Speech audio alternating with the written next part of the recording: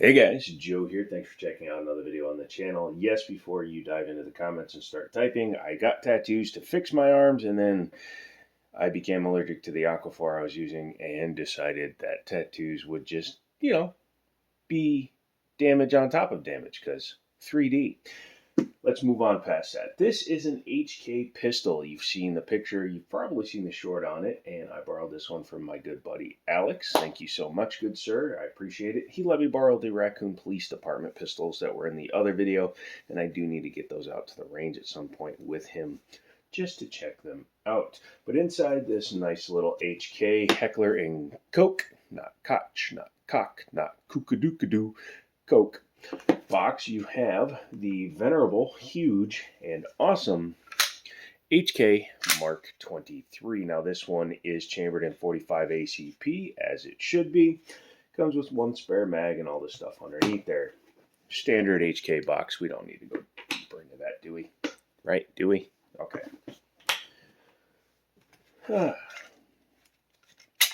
In the late 80s, the U.S. SOCOM, Special Operations Command, decided that they wanted to create one do-it-all heavy-duty 45 caliber pistol to replace the myriad of gun platforms that existed, because yes, 1911 and Berettas were the two guns that were kind of like the most popular ones, but there were over 120 weapons systems, and that's a lot of training to go through that they were using at the time, so they decided to cut all that back. In 1989, they invited Heckler & Koch and a couple other companies, including Colt and Beretta, to produce a 45 caliber firearm.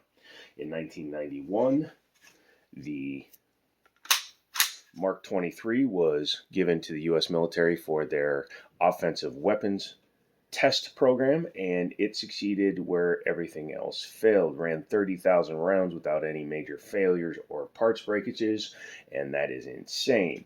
First generations had this giant LAM unit. This is the reproduction LAM unit because my buddy Alex sprung for the gun.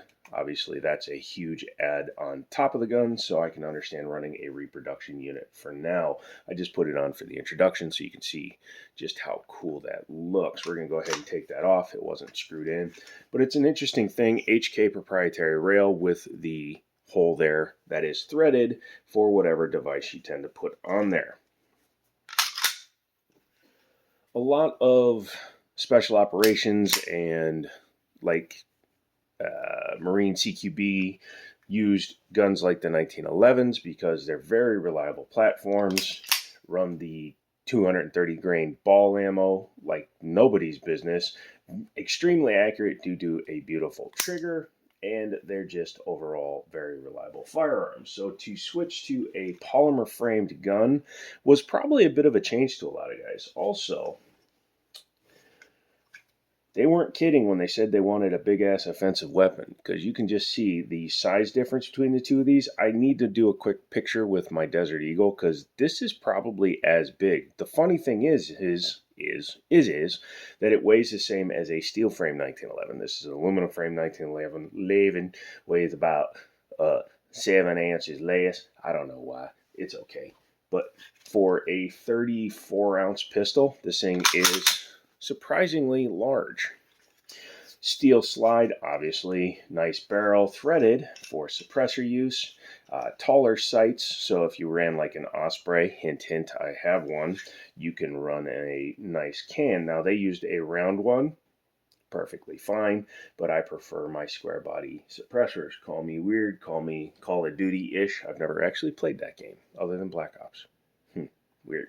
Double action is single action with a decocker, as is Heckler's way. Single-sided for the slide lock slide release, but the safety is ambidextrous. Decocker is single-sided only. Magazine release is ambidextrous because it is the European paddle style, which honestly I don't mind. I actually kind of dig it. Now, on a gun this large, I do have to break my hold, but on my HKP 30, comes right to hand. Also VP9s, you can get those in two styles, paddle or button. But you didn't know that. Yes, I did. I'm in the comments. I know everything. Shh, shut up, Grandma. This is, I believe, a 2022 build, he told me, and that's pretty cool. Cocked and locked is one way to carry it, or you can decock the pistol, but you can't put it on safe, but then you carry it in double action. Pretty nice. 3-dot sights on there. Trying to hopefully I stay in camera. Sorry, I get into this stuff and then I just kind of drift off wherever it goes. Has a 5/8 by 20, excuse me, 5/8 by 28 pitch thread on there, and it will need a piston to run because this is a tilting locking action standard. John Moses Browning, may he rest forever in gun heaven, design. Decent stippling, especially for a pistol that was designed 30 years ago. Nice stippling here, good checkering here. It almost feels FN with the front and rear straps, and, well, little polymer 80. I know, blasphemy on the side. Say polymer 80 kind of uses that same texturing. This is designed specifically for the lamb unit, but if you don't have a lamb unit on it and you like to go high, and I have a few friends that do that, you can easily just run high. My natural grip is to try to do that. Tons of room right here and right here for your fingers. Keep your fingers off the trigger. Rear slide serrations only, but the gun is a pleasure to rack. You can pinch it if you need to, but most people, especially back then, the doctrine was over the top, rack it, and go. Most people didn't press check. Guns today, like my Kimber, have front slide serrations, or you can just do the John Wick FU. So, anyways, yes, 14-pound spring, and I can do that. Don't ask me to tap dance. I don't have toes. This is a 45 ACP, 230 grain full metal jacket, and this thing is a big, powerful round. Now, the U.S. government had switched over to 9mm with the Beretta, and they could have done it for SOCOM, but SOCOM wanted more stopping power, and they didn't want to go 10mm because they wanted something a little bit lighter framed, and they also knew that the FBI was going to be switching to 40 cal about that time, so they were like, nah, we'll go good old, I almost said God's caliber, but some of you may not believe that, so they went with big bullet. Let's talk about the trigger. Trigger is not bad. Let's go ahead and decock it, and we'll start it in double action first. Heavy first pull, coming in at around 9.5 pounds on my scale. But again, I use a Chinese one, so it could be a lie. But not bad. Reset is all the way back out, like a standard double action. However, after that first shot, you get single action mode. Much shorter, super crisp, light, little bit of a pull to a wall, and very good feeling. 3.5 pounds on my scale. Probably, again, a little bit off. I'd say closer to 4 just by my finger. In comparison to a 1911, which is single action only. He's already showed clear, but there you go again. Yeah. I have this one. I changed the trigger bow, and I have it set all the way back, so it gives me the shortest pull possible. Yeah. This trigger in that gun would be damn near unstoppable. All right, mags are drop free. Oh, and if you've made it that far, they're 12 rounds. It's not that much capacity, especially for a magazine that big. They went with the, or technically Glock copied their single awkward stack versus double stacking it. As an offensive pistol, they didn't want to be too offensive with too many rounds. Let's go ahead and take her apart. The best thing to do, number one, after safety checking it out, I wonder if I can, nope, too big. Oh, I can kind of get in there.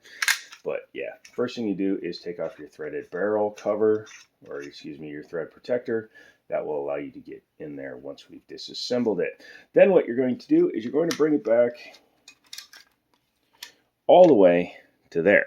As you can see, there's a notch in the frame. I don't know if I can push it out with just my finger because I'm a weak girl, but luckily this has a polymer base. So once you've done that, you can go ahead and push out.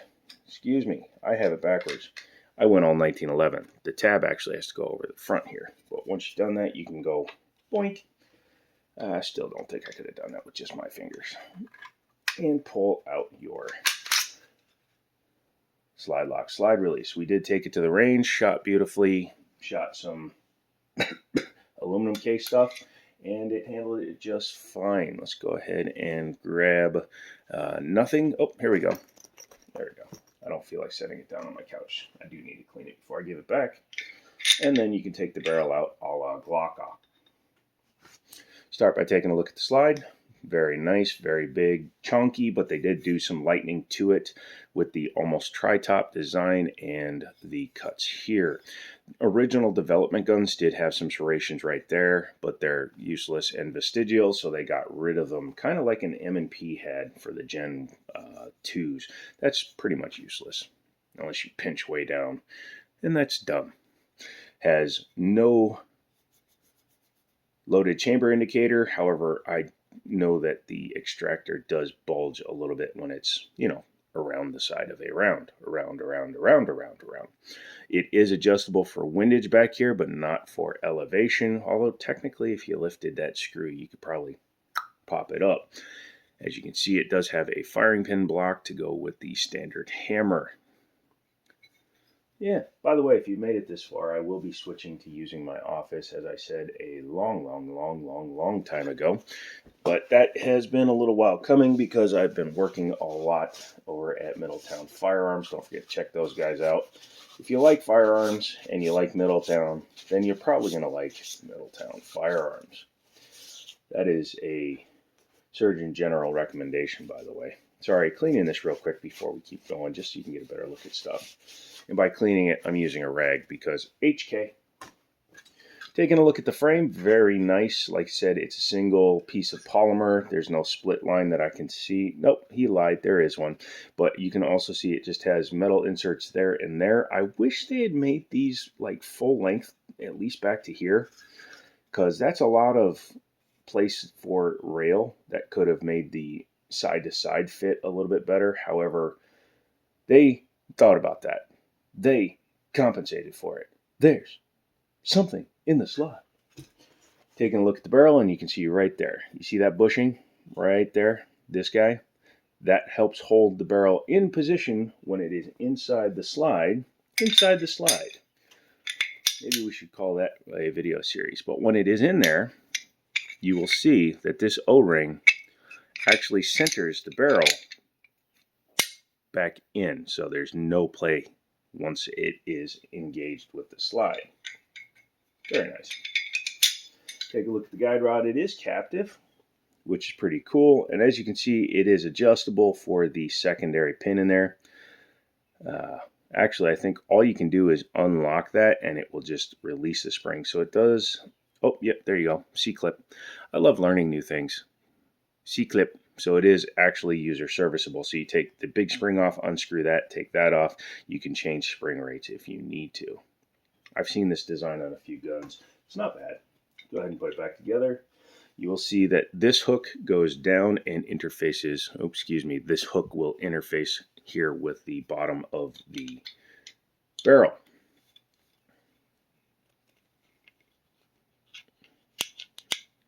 There you go.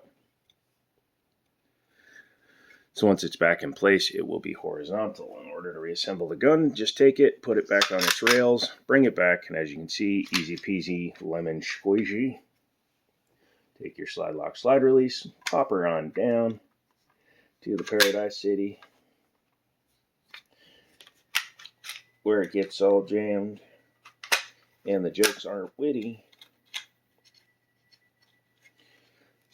You can get the idiot mark on plastic, so I did it off camera. Again, not my gun, graciously borrowed. And last thing I want to do is damage it.